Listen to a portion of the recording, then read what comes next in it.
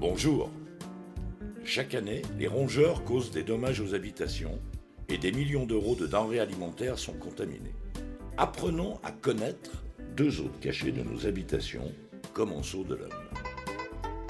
D'abord, le plus répandu, le surmulot ou rat d'égout. Les populations peuvent être estimées à 2 à 3 rats par habitant en milieu sain et 5 à 7 rats par habitant en milieu urbain dense. La souris grise, quant à elle, nous laisse jusqu'à 50 petits sur une année et tout ce monde vit en colonie non hiérarchisée. Nos rongeurs reproduisent décidément beaucoup. Regardons à présent comment ces petites bêtes arrivent sur nos lieux de vie. Habitation, avec la déco et l'arrière-plan. Bien. Nos rats vivent dans des terriers aux abords de nos maisons pour disposer de sources d'abreuvement réguliers. Piètres grimpeurs, ils utilisent le moindre trou et rongent pour se faire un passage. La mâchoire d'un surmulot peut exercer une pression de 400 kg au centimètre carré avec une fréquence de 4 morsures secondes. On comprend dès lors que nos rongeurs s'attaquent à tout, y compris au béton. Nos souris peuvent se passer de bois régulièrement. Excellentes grimpeuses, elles utiliseront elles aussi la moindre faille en accès indirect, comme les bordures de toit, les parties techniques, pour pénétrer dans nos habitations. Les gaines électriques et les chemins de câbles lui serviront de véritables autoroutes pour se déplacer. Quelques idées reçues. Les rongeurs n'aiment pas la laine de verre. Faux. Nous avons souvent trouvé des nids de rats et de souris dans de nombreux isolants thermiques. Voyons maintenant les mesures à prendre pour rendre une maison aussi hermétique que possible. Vérifiez et installez si nécessaire des grilles sur toutes les bouches d'aération. Attention, utilisez un grillage acier à petite maille. Jointez au ciment toutes les entrées d'arrivée d'eau électrique et bien sûr les passages d'évacuation d'eau usée.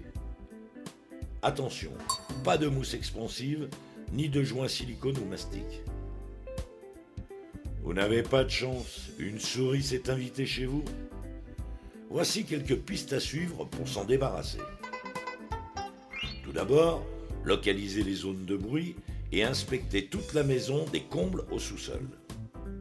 Si des déjections sont visibles, cela vous guidera pour la pose de vos pièges.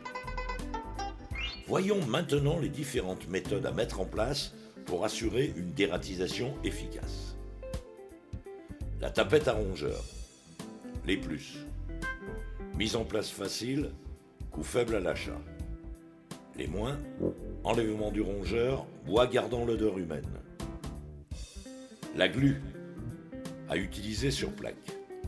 Les plus, capture de plusieurs rongeurs, efficace sur rats et souris. Les moins, manipulation difficile, à placer à l'abri de la poussière. Le piège, les plus, capture du rongeur vivant, réutilisation du piège après lavage.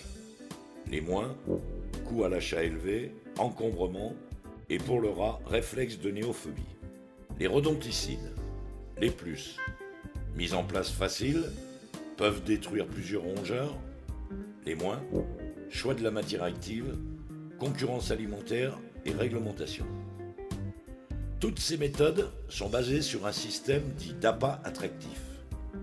Eh oui, il faut faire venir le rongeur pour le piéger. Alors pour une bonne appétence, oubliez le morceau de fromage et choisissez plutôt un aliment frais et pensez à le changer régulièrement. Ce qu'il faut savoir, toute denrée alimentaire susceptible d'avoir été en contact avec des rongeurs doit être systématiquement jetée. L'urine de rongeur est dangereuse pour l'homme. Utilisez des gants pour toute action de recherche ou d'appâtage.